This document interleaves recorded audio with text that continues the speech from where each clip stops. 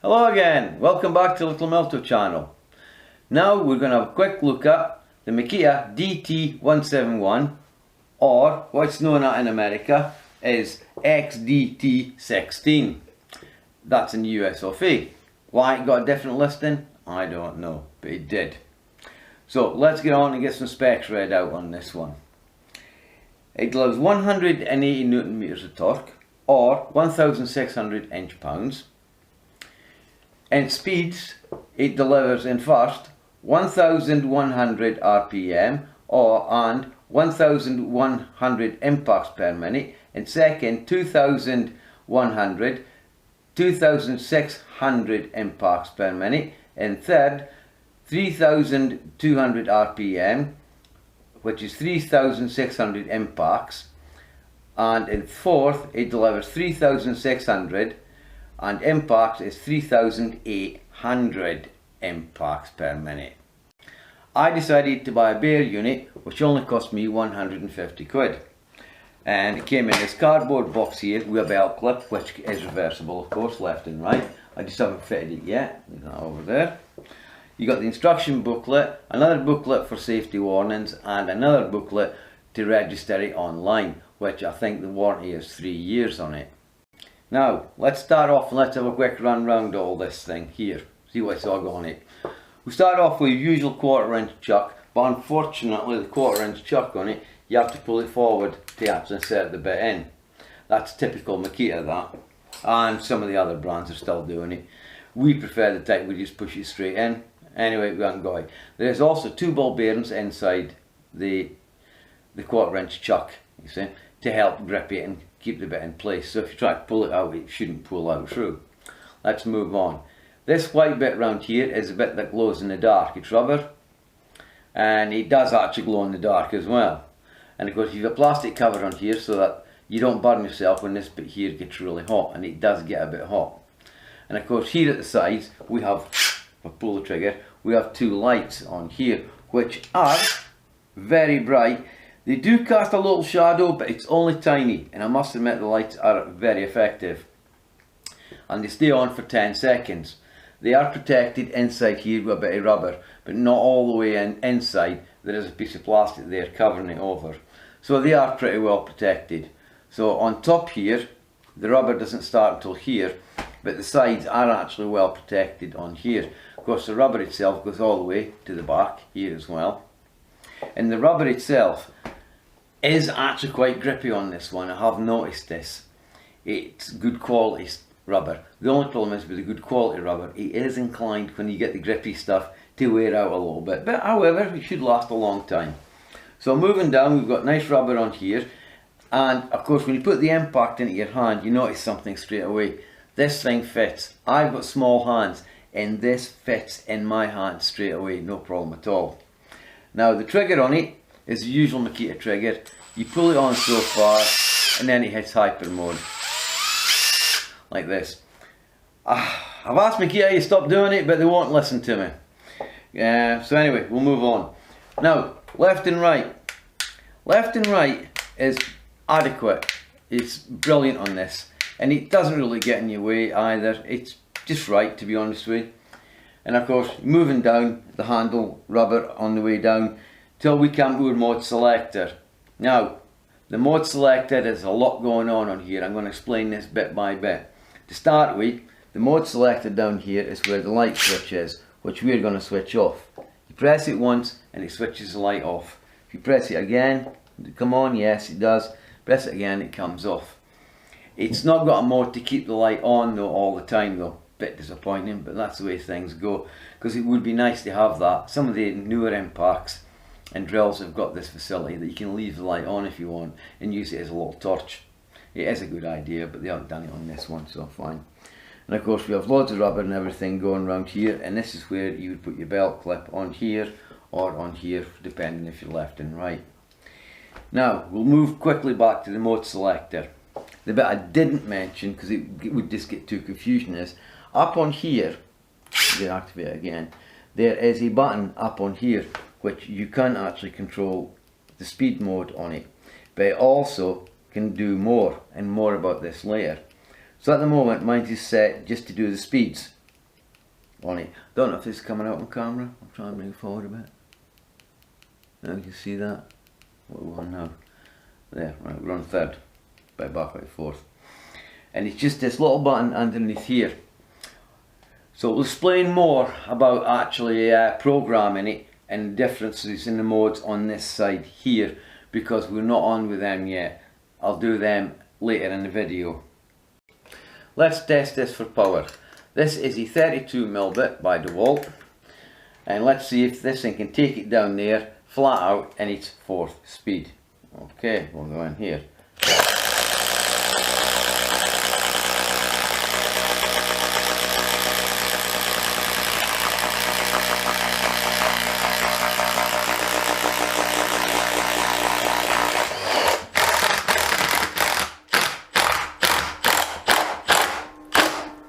No problem. Let's try the 32mm bit from Bosch, the self-feeding bit or the Daredevil bit.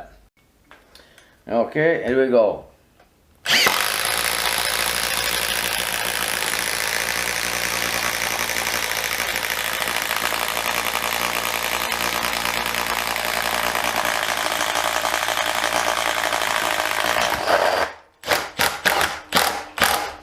No problem. For something delivering the power that they say it's got in this, it's pretty powerful, I must admit. The impact itself is actually quite controllable. You can actually put small screws in with this. I'll just demonstrate this just now. These, just about 40mm screws here, nothing special. See? See? Now I'll just turn this up. One. Right, we're on speed 2 now.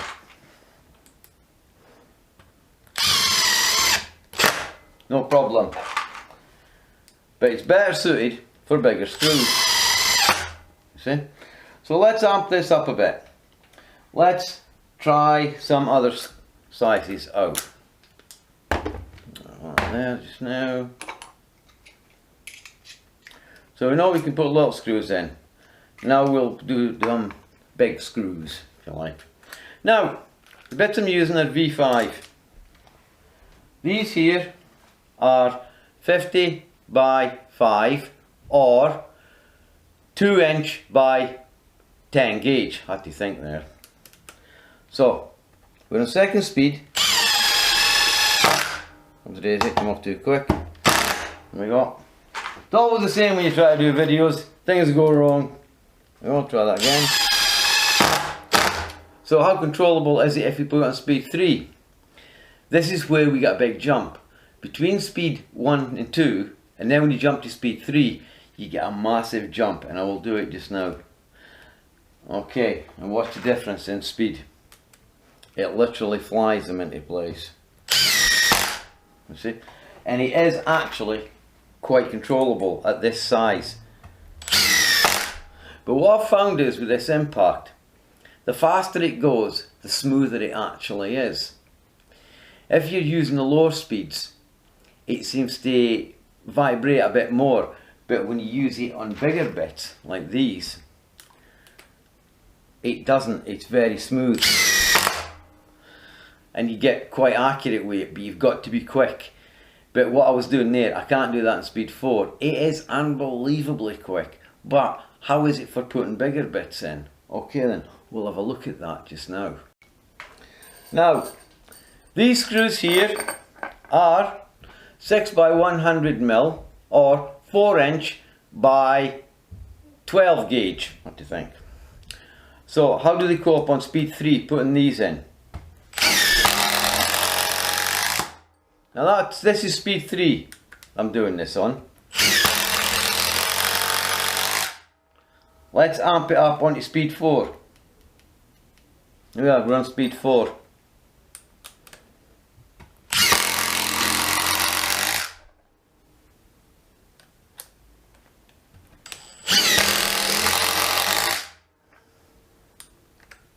Doesn't feel a lot different. But in it goes, no problem at all. This thing is quite capable with coping with quite big screws, no problem. In fact, it's more designed for that, as I said before. I find it a lot smoother.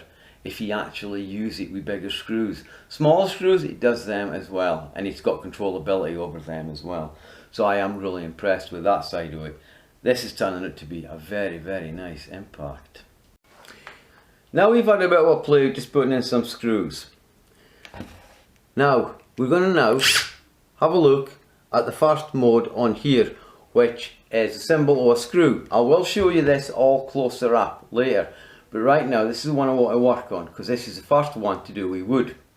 This, and what it does is it starts off slow, and then as the impacts start, they start increasing. It doesn't really work what I'm going to show you for the small screws. It does work with the 12 volt version because it's actually got a lot less power. This has got too much power for it to work with small screws, like say 50mm or 2-inch. So watch and listen. Okay.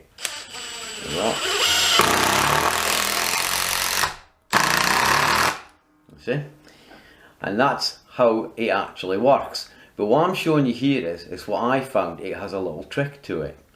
Whereas just before the head is going to hit the wood, if you let go of the trigger again and then reapply it again, it automatically starts building up the impacts again, which means you can set the head perfect. I'll show you again.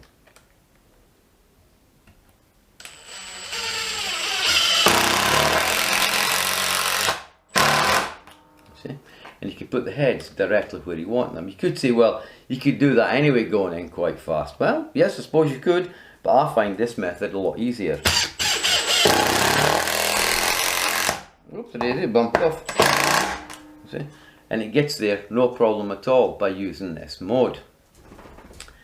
Now, the other modes on here, which is the one for taking bolts off, we'll have a look at that. And I think it's the time we should be having a look at the rest of the functions on here and explain what they are, how to get them and everything.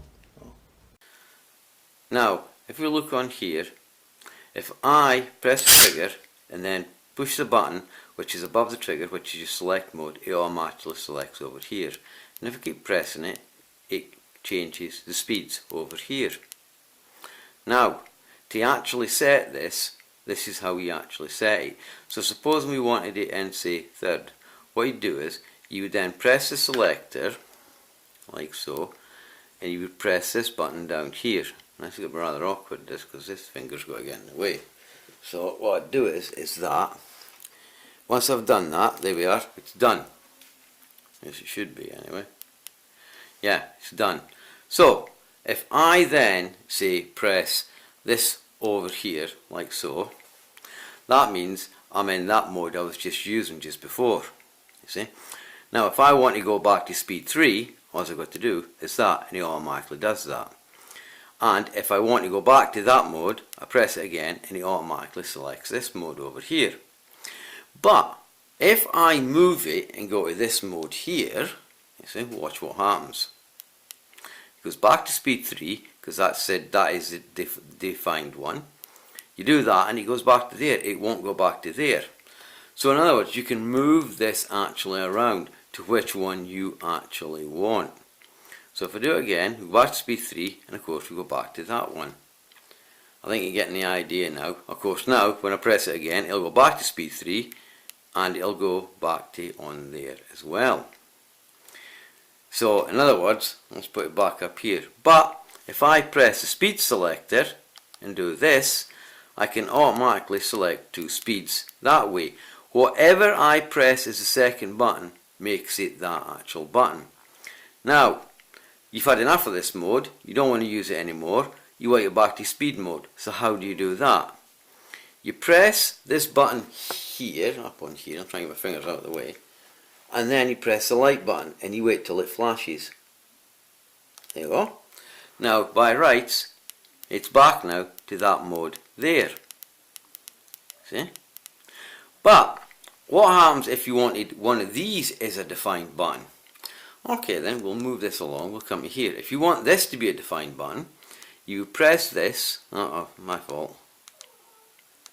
You press this button here, you press this. Oh, it moved. Oh, it's went back to there, my fault. Let's get this button on here.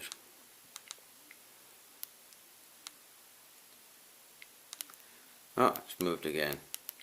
Obviously you can't do it that way. You can only do it with the speed selector actually set first. So we'll try that again. I'll show you again. It only works in that way. I thought it worked a different way. Well, we've both learned something new. Press that. Press this. There we go. It's done. So now we're on speed 2 now is the main speed that's been selected.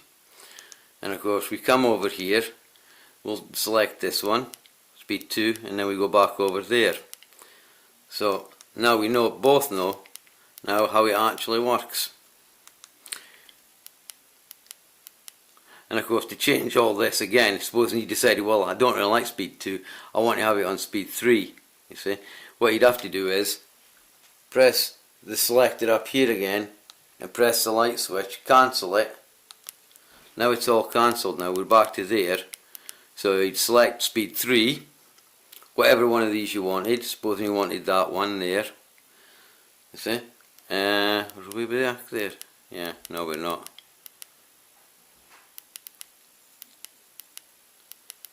Yeah, that's it, speed 3. It's awkward this because I'm looking at it from a different angle. Once that's selected there, you would then press the button here.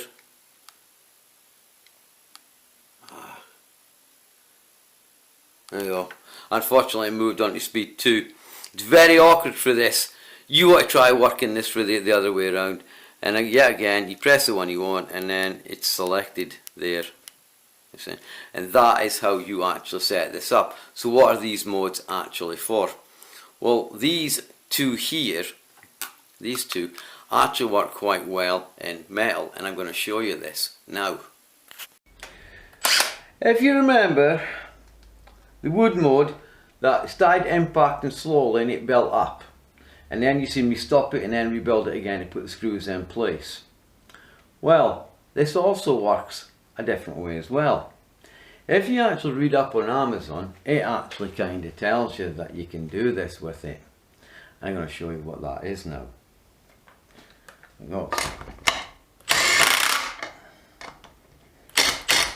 When it decides to sit on, it builds up so you don't over torque them when you're actually putting them in place. And the other mode to the other side, which has got like the disc on it, which is this one over here, if you press that, what this one does is it automatically stops when it stops impacting, so you don't remove the nuts straight off. I'll show you.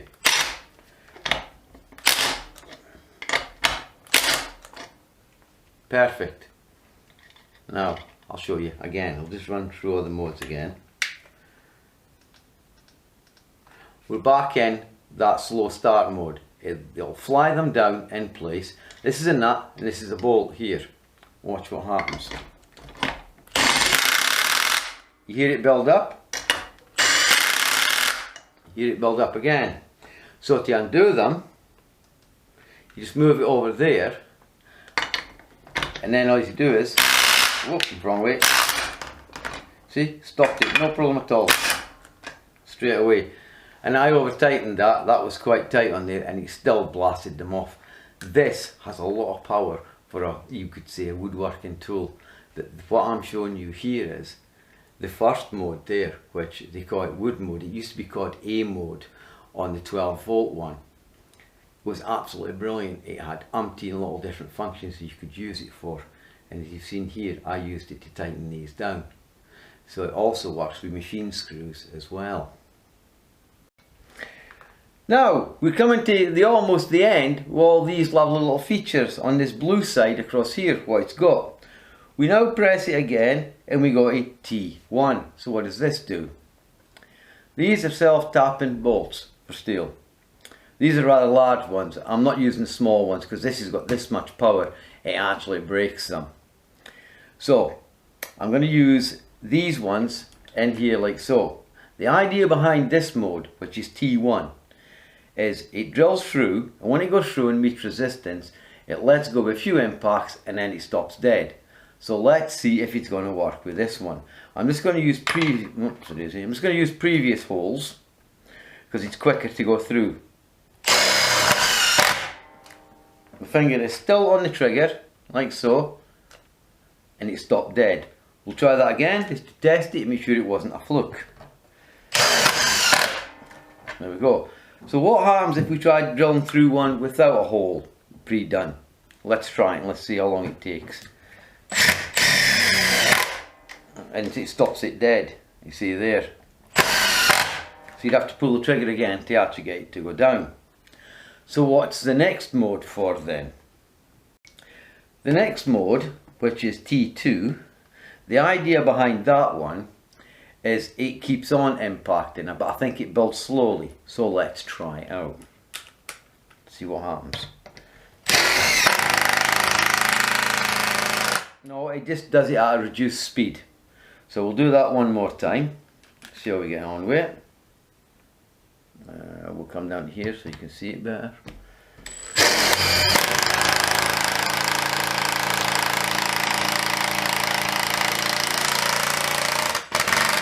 Took its time doing it, but it did it. I actually prefer the first mode. So what do I think of the DT171? This impact here. This is some impact. This impact's covering itself with a lot of little bases and a lot of little jobs that it can do. It's sort of like getting towards the hybrid, which is over here, which is a DTD171. This is Makita's hybrid. And when I feel the weight in them, it's surprising. This is lighter, but it feels really solid, and I mean it does feel solid. It feels like the Gen 3 from Milwaukee impact. It's a solid lump as well, and this is solid. This is nice. This actually feels quite solid in your hand as well, but Makitas do have this thing where they do seem to fit the human hand very well. And what I mean by sort of hybrid, this thing actually works well in steel. I've noticed this before. I noticed this with the 12 volt version, whereas their impact, the brushless one, it seemed to be really good at doing things with the A mode, and in reverse it seemed to throw the screws out quick.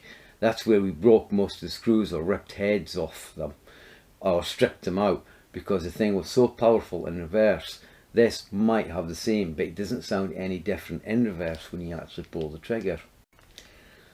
So in the future what you might see is the hybrid over here actually getting upgraded to suit more of this. The functions will move onto this, and this is something I wouldn't mind. In fact, I wouldn't mind seeing the hybrid going hydraulic, because that's mainly what we use a lot of the time, is the hydraulics.